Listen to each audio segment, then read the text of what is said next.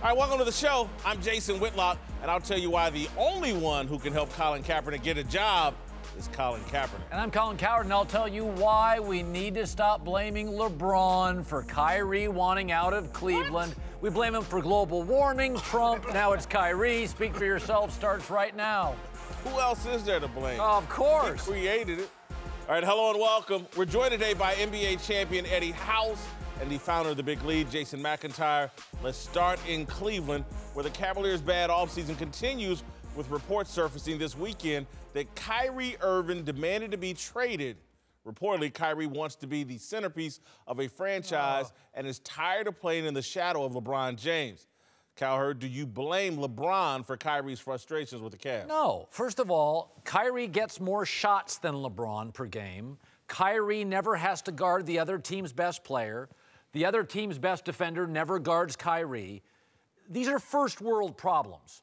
He wants to. He's tired of going to the finals, shooting more than LeBron, defensively not really having to lock down on people.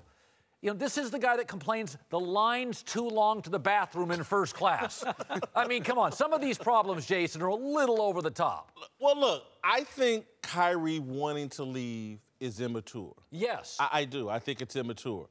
But he's playing with the only child, the chosen one, LeBron James. And everywhere the only child, the chosen one goes, there's drama and there's dysfunction.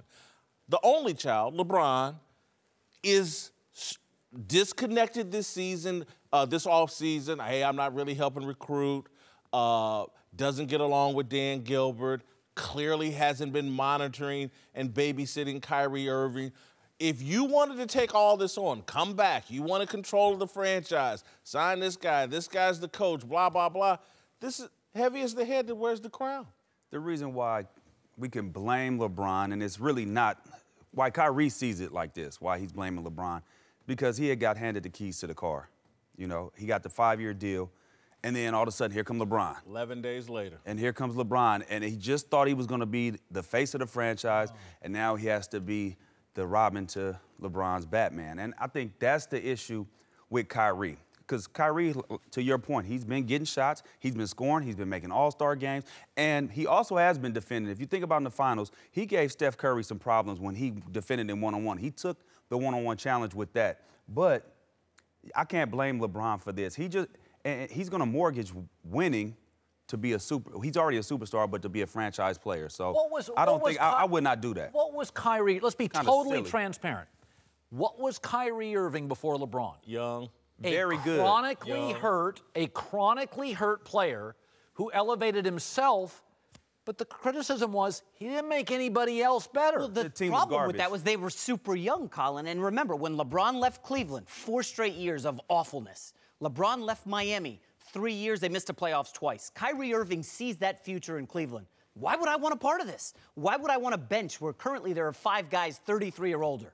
Tristan Thompson's on a bad contract. J.R. Smith's on a bad contract. Kyrie sees the future, says, I want no part of this. Okay, Get me out of town. The future is going to 4 straight finals. Well, no, that's the past. No, they're going to go. No, they're going to go to 1 this year. Okay, but he's 25, Eddie. He's entering his prime. So what do? You go somewhere else where you're not making the playoffs at all, where you're putting up big numbers, you're the face of the franchise. You're projecting. You ever walk down the city in New York, they have palm readers. You know they're all, you know that's a con, right? So what Kyrie is doing is Kyrie is reading the future. I don't want to be, if you stay in Cleveland, you're going to end up in the finals for the next 3 years. Well, wait a second. That's if LeBron is staying. That's why I said LeBron is already, hold up. LeBron has already given a bunch of indications that he's out of there. And we've seen the aftermath of LeBron's exits in Cleveland, in Miami. Again, look, man, LeBron, talented guy, takes you to a bunch of championships. But he is passive-aggressive, man. All this Twitter, all this, you know, passive-aggressive shots. He's passive-aggressive. Kobe's over-aggressive. I mean, Kobe, like, didn't get along with anybody. I mean, the knock on LeBron is, and I agree, he can be cryptic, he can be a little passive-aggressive. MJ was punching teammates, okay? I'd rather have that. I really would. I don't want to get punched. Yeah. I don't want to get punched. I'd rather have, Colin. He won 6 straight, or, you know, when he was in the league, 6 straight titles. He stayed with Chicago till Jerry Krause and them, you know, he finally got tired of that. Look, again, this is another. I didn't see this with Michael Jordan. So when we start talking about these LeBron-Michael Jordan comparisons, I didn't see all of this kind of drama and turmoil you're right. around Michael Jordan. Just retired and didn't tell everybody. Hey, why twice. didn't Chauncey Billups guys go to Cleveland? Was it over really $1 million? Or was it because he knew LeBron was out? He got and he wanted and no if he part knows of that LeBron future. is out, and Kyrie knows this, if Chauncey knows it, then Kyrie has to know that LeBron's out. We go to one more finals, and then it's your franchise again. You don't have to ask to get traded. You got a chance on the way out while you built this big rivalry between the Golden State Warriors to go one more time to see if you could beat them. And if LeBron chooses to exit, it's your franchise again. And you go to the Knicks with nothing there. What's with the Knicks? Nothing's with the Knicks. He's talking about San Antonio. He's talking about Minnesota. Minnesota, they got to give up Wiggins. I wouldn't give up Wiggins if I was by Minnesota. the way, all these great places he wants to go. And can play. I'm not You giving want to up think Wiggins. he's going to go to Pop? Pop and him would clash. He dribbles the air out of the ball. So what do? You just stay there for the next 3 years? You play out your stay there contract? for a year with LeBron. Go you to the get to the finals. finals one more time, and you cross your fingers that Steph Curry. Go to the finals. Immature for him to 4 straight. All right, well, another report out of Cleveland says that Kyrie actually believes LeBron is the one who leaked the trade demand to the press. Now, we don't know if that's true, but it sounds like, something the occasionally passive-aggressive LeBron might do. Either way, it's hard to imagine LeBron is happy about Kyrie wanting out, right? All right, Whitlock, should LeBron be mad at Kyrie? Yeah, I would be. Again, I don't think LeBron has handled this wonderfully. I think he should have stayed on this kid and managed it better, and probably by this point have brought Kyrie fully into the circle of influence. Again, Kyrie hit the big shot that won him the championship. He's 25. He's a super talented player. He averaged 25, 26 points a game last year.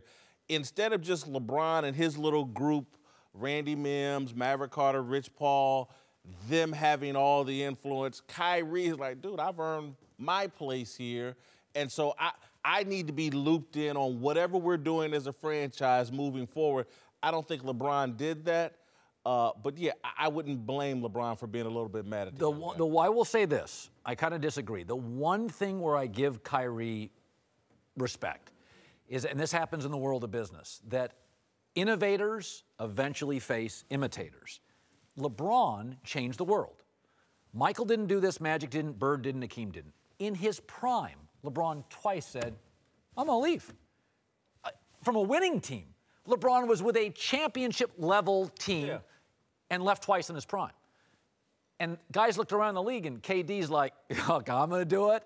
And so this is why American Idol eventually faces The Voice and why McDonald's eventually faces Burger King. LeBron did it twice, won titles, elevated historically, and Kyrie's like,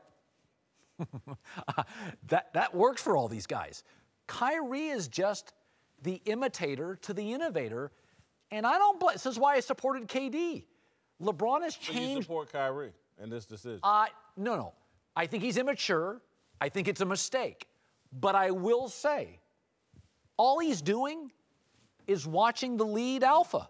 And this is what the lead alpha does, Jason. He's taking his cues from LeBron, That's the right. guy who is all for player empowerment. Yes. You determine your future. You dictate what your next step is going to be. That's what Don't let these billionaire owners call the shots, because they're going to screw it up inevitably. Dan Gilbert did the first time in Cleveland. LeBron said, I'm out. Pat Riley in Miami, LeBron said, you know what, I'm out. And now Kyrie Irving is seeing his buddy LeBron, and he's seeing all the power players in the NBA. LeBron's whether it's mad though. whether it's Jimmy Butler's out to Minnesota, everybody's moving, teaming up, and Kyrie does not want to be left holding the bag. LeBron is mad, but the difference in that is he has 2 years left on his contract, and their billionaire owners can send him wherever they want to send him. Right. He's not a free agent like when LeBron did it, when KD did it, when these guys did it. So that's the difference with that. So he might have moved a little bit prematurely with what he wanted to do, and with not having a destination in place or having something, a backup plan. He just went out there, said exactly what he wanted to do with not having a plan B. And LeBron should be mad at that. It's sort of similar to, like, Rondo, Paul Pierce, and all them mad at Ray Allen for jumping ship. Even Ray Allen didn't tell them. They're mad at that. Kyrie said it, and he's like, why are you messing up what we got right now? We'll have a chance to go to 4 straight times. And I'm not sure if somebody else told LeBron or did Kyrie tell him himself. And if he didn't tell him himself, LeBron definitely has a reason to, but Eddie, to have you a know beef. this as well as anybody. Young guys, and again, Kyrie's young at 25, and players in the NBA say a lot of things to management in their exit meetings or in meetings. Hey, I want out, blah, blah, blah. And you manage those things internally. The story here from Stephen A. Smith, who's a lot of credibility on the NBA, is LeBron leaked this out. And again, this is where, again, I go back to LeBron. This is a problem.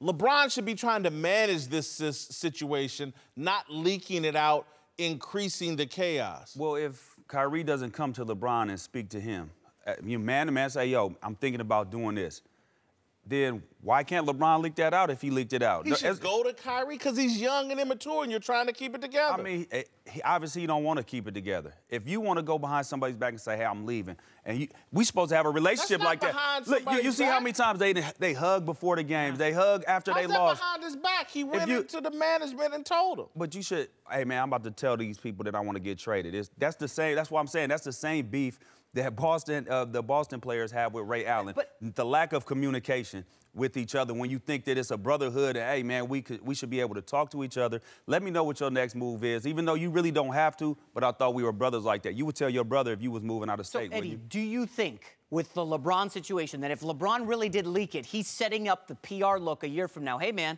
everybody deserted me. Chauncey Billups didn't want the job. Kyrie Irving wanted out of here. This is Dan Gilbert, man. LeBron, forward-thinking and savvy, is planting the seeds with the public. Hey, this isn't my fault, man. Everybody left me in Cleveland. That's not the worst idea. Yeah, that's not LeBron is Game of Thrones. That's not a terrible... It's not, but again, when this is all said and done, the story on LeBron is he's going to have less championships than he should have, than his talent. It'll be just like Wilt Chamberlain. No, it'll be more like Jerry West. Wilt Chamberlain. Wilt Chamberlain is the biggest freak ever in the NBA. Didn't get nearly as many titles as he should have because he's a quirky personality. LeBron James, the only child, quirky personality. All right, welcome back to the show. We're joined now by UFC lightweight heavyweight champion Daniel Cormier and the co-host of UFC Tonight, Karen Bryant. Let's move to UFC 214, where we will see another showdown between Cormier and John Jones. Jones won their first bout, but has missed several scheduled fights with Cormier due to problems with drugs and the law, and he's not happy that Cormier holds the light heavyweight title that Jones had vacated. I just think he looks for ways to try to validate himself as a champion, and I think to the true fight fans, they know, whether John is an angel or a bad guy or whatever, he's a badass, and until you beat him, I mean, no one, I believe, would really look at him as the baddest dude of this era. Strong words from a strong man. Daniel, do you need to beat John Jones to validate your title? Competitively, I do. I know he says that there are times that how can I look? He always asks me, how can I look at myself as the champion? I say I didn't have to beat you to become the champion. I am the champion. But for me, as a competitor, I do need to beat him. Not only for validation of the UFC title, but just to complete my entire career. I've done everything else in this sport that you can do. I've won at the regional level. I've won Strikeforce. I've won the UFC title and defended it 2 times. And I've got 4 UFC belts in my house. But this is the one thing. Beat John Jones. And I don't have anything else in this sport that I can do. You know, it's funny. Discipline is a part of athletics. Tom Brady's not the most talented quarterback. He's the most disciplined. Mm-hmm. When I look at this fight, I see it as a talented guy lacking discipline and a talented guy with discipline. Mm-hmm. If you, let's say you lost a fight, and that's not the way your worldview is this morning. Yes. But if you lost the fight, are you disappointed not just for yourself, but for the sport? Because a very reckless, talented guy would be the champion. You know, Colin, man, for a long time, I actually felt like I needed to carry myself and you and anybody else that looks at this sport and says they need a champion that carries the sport in the right light. I have completely let go of that. I do this for myself and the people that mean something to me. I cannot be responsible for how he behaves outside of the octagon or anyone else in the UFC. I can only take care of me. I won't lose this fight. But if I was to somehow lose this fight, slip on a banana peel or something, I would be okay. I would still be fine. I would go right back to my life. John Jones, on the other hand, may not be all right. Yeah, I think John needs to win this more than you do. And asking about DC's legacy, I mean, those who are fans who have been in the game for a long time recognize everything that DC has accomplished. And so I personally don't think you have to beat John for you to go down and be in the Hall of Fame. I don't think you need that. I think you already have earned it. But I do also think that there would be that asterisk if you didn't beat John. Oh, yeah, there will be. Yeah, and so for that, I want to see it happen. I also want a trilogy. Who am I kidding? I want to see a third fight. But John is incredible, and it is, Colin, like you said, that whole hard work beats talent when talent doesn't work hard. And you could say that that's the situation with John Jones if that were to happen, that he just maybe didn't focus enough and was too distracted by other things because he has all the natural gifts. And I think that's what frustrates some of the fans is when you see somebody as gifted as that, quote unquote, wasting it. It's a little bit heartbreaking because he's so talented and he could be everything. He could be a 2-division champion. He could be every single thing. I've always said, you know, I feel like John Jones was the guy that had the ability to transcend our sport. John Jones was the guy that could be like Ronda Rousey and Conor McGregor, where no matter where he steps, Conor McGregor, they know Conor McGregor. ESPYs, he's one of the biggest stars in the arena. Ronda Rousey, one of the biggest stars in the arena. John Jones had that ability to be, no matter where he went, next to the Steph Currys and the Draymond Greens, still one of the biggest stars in any room he was in, and he's done the things that he's done. Now, does that mean he could never recover? I don't know. But he will learn about himself, Jason, on Sunday after he loses. Hold on. Listening to both of you, but particularly you, you're giving it up for his talent. I do like his talent. He is a talented guy. Okay, he's beat you once. Tell me why, given the talent, given the fact he's beat you once, why should I believe you have any chance Saturday? Because I am a better version than I ever was. I have never fought at the level that I've been training and fighting at now. Now, the first time he beat me, hats off to him. He did a great job of staying the course over 5 rounds. This environment for me was tough. I had never been the champion. I'd never fought in a 5-round fight at this weight division. I've done that multiple times now. I'm prepared, I'm confident, and there are a number of other things that we keep internally that we feel will help us in regards to this fight. Who do fighters root for here? That's a good question. Athletes tend to fall in love with talent. They do. I think a lot of fighters do root for John in that they want to see that purest expression of the greatest athlete that could possibly be. Like you said, the transcendent element. You know, DC and I have joked about this before with the fans, let's say, or other athletes. You saying, he sucks, you suck. Now, technically, he doesn't suck. You know what I mean? You may not like him, but he's very, very good at his job. And that's the same thing about John Jones. It's the same. Some people really don't like him because of the things he's done outside of the octagon, but nobody has ever doubted how amazing this guy is inside there. I think a lot of athletes, maybe they do root against him because they want him to, quote unquote, be punished for being reckless. I don't know. It's a tricky question. Do you believe you have a mental edge on him? I do. I think now as we've been in communication with each other, it's changed. Before, I was the brooding, angry challenger. I was so mad at John. I was so mad at everything. And now I'm at ease in this scenario. And John's mad now. John's pissed off. John's the one that's cussing on national television. John stormed out of an interview the other day. So it's like I know now that he needs this. He needs me. I've done this time and time again. My life is fine. I've had this for 2.5 years now. I'm good. He needs this. He said, I need to win this fight to get my life back. This guy has children and a fiance. This is not my life. I can throw this thing on the ground and still be okay. I don't need this to define my life, but he needs a life. His life's tied to this. So what happens to him on Saturday after he doesn't get this back? That's a big question for John Jones. I want to go back to your point about him being a star that could have transcended the sport, be as big as Rousey, be as big as McGregor. That leads me to, and trust me, I'll be rooting for you on Saturday. But will you, in order for Daniel Cormier to win, will it be a boring fight that fans won't be that satisfied with? That's the knock on Daniel Cormier, not exciting. Is that the style we need to see in order for you to win? I mean, if I can take him down and hold him down, I'd tell you I would hold him down for 25 minutes. I would ride him like a horse, I promise you. But It doesn't have to be that way. I can be in a blood and guts war as I was with Alexander Gustafsson. I don't mind the fight. Last time Johnny and I fought, I was hitting him and hitting him. So he started grabbing me to slow down to slow it down. I did not make the adjustments. That's why he got the decision. I got to put it on this dude. I want to get in his face and I want to smack him upside his head. So I'm going in there with the intention to give the fans a good fight. If there is hugging, if there is clinching, if there's a whole bunch of wrestling, it's going to come from the John Jones side because I'm going in there to put some punishment on this dude. But fair enough. Weren't you more successful in the clinch, though, in a way with him? And isn't that where you can, quote unquote, land on him, score points on him? Because I feel like I can do it everywhere. You know what I mean? He does a good job of fighting long. He's got 84 in reach, but he does not box like some of these other dudes. He does a lot of kicks, and I feel like we have really adjusted our fight to match some of the things that he does well. Man, last time I just wanted to punch him so bad.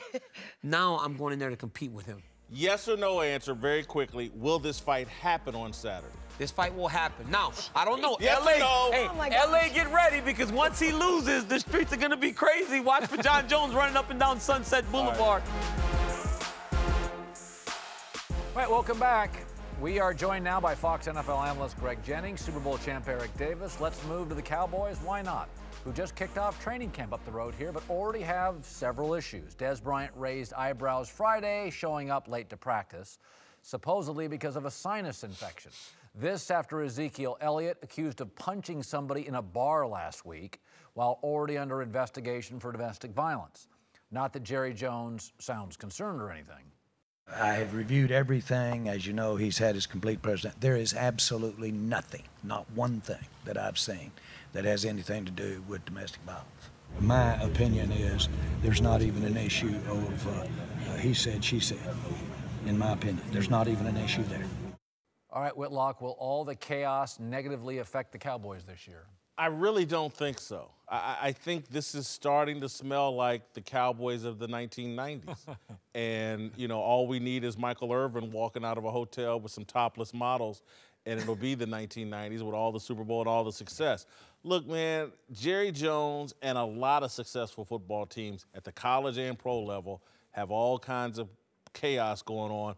Super talented players, generally speaking, demonstrate that talent at a very young age and start getting pampered and the rules don't apply to them, and then they end up in the NFL and adults and they still don't think the rules apply to them. This, to me, just sounds like the Cowboys got a super talented team. You know, I actually agree with you. I think the schedule worries me. They're just, if you're used to, remember when the Miami Hurricanes had about a 15, 20-year run? They're just crazy. I mean, it was just, they weren't even Nebraska Corn Hustlers? Well, everybody has a culture. New England's is efficient. The system's bigger than the player. Listen, the Cowboys under Jerry Jones have been loose, and they celebrate. I mean, name a great Laker team that didn't have stars and distractions. When I look at the Cowboys, whenever I see chaos, that just means they have interesting players. Tony Romo's boring. Tony Romo was controversial. Every week there was a story about Tony Romo. This is who Dallas, I think they're very comfortable in this space. That's how I feel. Well, you're talking about the chaos affecting the team negatively. We're talking about affecting the offense negatively, right? I think that's what most people are thinking about. Will the offense still be able to work? And I say it won't affect them. I'm with you. I think I'm with both of you guys. I don't think this is going to affect them because Zeke and his off-the-field issues, Dez and his tardiness to camp, it doesn't really matter. Why? Because I think Dak is really the alpha leader that we think he is. Right. And because he is that guy, Dez is not the captain of that team. Dez, we know who Dez is. Zeke is young enough to where he's going to listen to his quarterback. And I think Dak, because I think he's the real deal, I don't think this is going to affect him because I think he'll be able to keep guys in line and get to work when it's time to get to work. 100% agree. 100% agree. I think that's the key right there, Dak Prescott. If we were talking about Dak Prescott having these issues, then I think we got a problem in Cowboy camp. But with Dak Prescott, the way he's buttoned up, we look at him, he's surrounded by all of this, yet he's not lashing out on any of his teammates. We don't hear him talking about any of their issues. We don't hear him talking about anything other than being successful in what lies ahead of them, which is this next season. So, and then even to Jerry Jones' point, I should speak on this. Everyone wants to play for someone that is going to stand out front and take the bullet for them. Now, that doesn't mean everyone needs someone to take a bullet for them, but when you're dealing with young guys who are obviously a little immature, who still have some development to take place, you need an owner to make sure.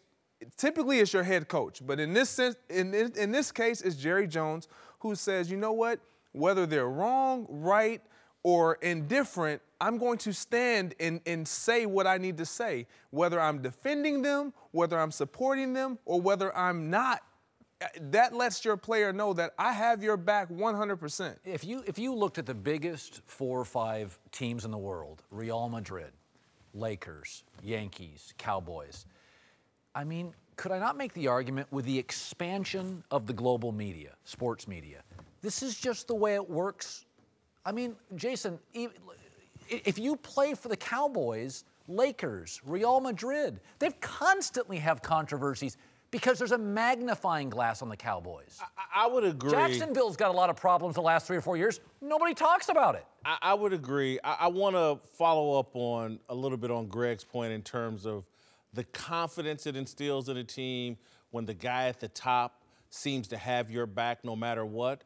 And again, I felt like Jimmy Johnson and the Miami Hurricanes had that. I felt like Jimmy Johnson and Jerry Jones and the Cowboys had that. I felt like Nebraska and Tom Osborne had that. And so anywhere you go with football, there is that. I want to say I don't blame people who have a problem with that. I don't want to speak for everybody here, but to me, what Jerry said actually made me uncomfortable. That's what I thought. Jumping into arbitrating this domestic violence dispute is crazy and preposterous. Yes. It has worked in football. Again, that kind of support has worked in football, but that doesn't make it right, and I was uncomfortable listening to that from Jerry Jones. Welcome back, Greg Jennings, Eric Davis here. Let's move to Colin Kaepernick, who is still without a job, even though quarterback punchlines like Dan Orlovsky, UConn's finest, and Mark Sanchez were just signed. USA Today is now demanding that Roger Goodell, the commissioner, launch an investigation and that the Players Association fight for Kaepernick, as they did for Tom Brady during Deflategate. All right, Whitlock, should Goodell and the NFLPA be concerned that Cap is still unemployed? Look, man, Jared Bell, who wrote this piece for USA Today, is one of the best reporters on the NFL. He's a good friend of mine. He's a great guy. He's crazy here. There's just no way in hell the NFLPA or Roger Goodell should launch an investigation because Colin Kaepernick doesn't have a job. RG3 doesn't have one. Jay Cutler doesn't have one. Again, I've said it time and time again. My good friend Jeff George got ran out of the league well before his talent said they should have. It happens. It happens at Fox Sports. It happens at Ford Motor Company. It happens at 7-Eleven. The best people don't always get the job. There are complicating circumstances, and we can't launch a national investigation or a local investigation or an NFL investigation because Black Tim Tebow doesn't have a job. Well, I think commissioners are always, I remember talking to David Stern, the NBA commissioner, the former commissioner, one time about the Knicks, and I asked him a question about, I mean, they're so bad, have you ever thought about, and he goes, you do realize they're just one of 30 business partners I deal with. Commissioners never want to show any favoritism toward an owner. They don't want to be even seen in like, Goodell doesn't want to be seen in an owner's box. So if you did grant Kaepernick a special meeting or priority, well, then what are you saying to other players of note? And I just don't think commissioners want to get anywhere near that space. Well, he already said the league is a meritocracy. Okay, the commissioner did speak on it. If the talent is there, he'll get a job. That's what the commissioner said. And as far as the NFLPA, and I agree, Jarrett's great. I've known him for a long time, but I agree with you that there's just no way this can happen because the NFLPA, they have no grounds. You can say, well, Cap is because of his political beliefs, he's not in the league. Well, what if Jeff Garcia all of a sudden says, well, you know what, age discrimination. I should be able to get into the league.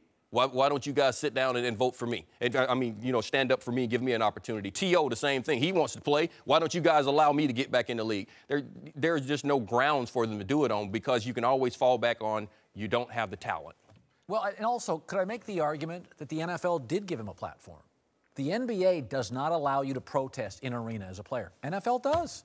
If he cares about the social issues as much as he tells me he does via social media, well, then they gave him a platform. And you know, and to jump back in on that, you're right. It's very difficult to say, well, you can't get employed because you are taking a knee or you're taking a stand when you were employed. And you were taking a knee for 4 yeah, months. if you were employed. So that's why I'm saying you can always fall back on it's the talent. I don't think that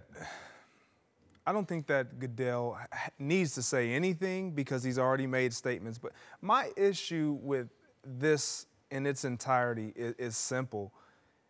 He comes with too much luggage.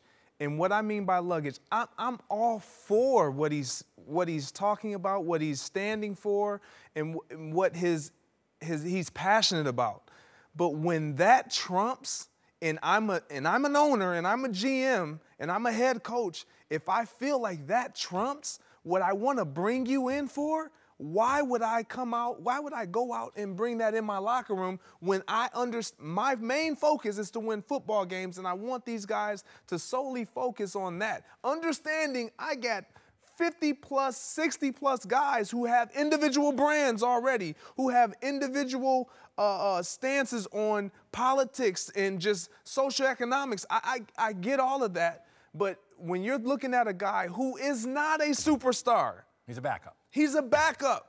If he had superstar status, we wouldn't have this we wouldn't be having this conversation because he'd be employed. Let's take out baggage, because a lot of people are offended by baggage because of what he's fighting for is not seen as baggage. Yes. Let's change the word to newsworthy. He is a marginal backup who is newsworthy. He will create news. So if you take out the word baggage, because people say, wait, what are you saying about racial profiling? And just say, he's too newsworthy for a marginal backup. That feels to me like it lands more fairly. It's 100% accurate.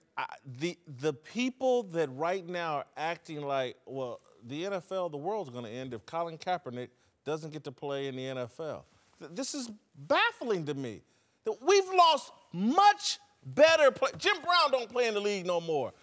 John Elway doesn't play. Lawrence Taylor play. Great all-time people leave the league, and the league soldiers on every year. And so we're acting, if Kaepernick's not in the league, it ain't even worth living. Some of that's July. By September, it's a non-story. Trust me, we will still be reading this stuff come September, come October. Yeah, so whoever gets, every time a quarterback gets hurt, and again, Dan Orlovsky or whatever says nothing, has nothing to do with Colin Kaepernick. Nothing. It's not the analogy, because he got signed means Cap should get signed. That's bogus BS, and everybody knows it. Because the man is too newsworthy for his talents, he ain't in the league. And that's it. And it's never been a players' league. No. It has always been a shield Absolutely. league. NBA players get coaches fired annually. I mean, LeBron got David Blatt fired with a winning record. It doesn't work that way in the NFL.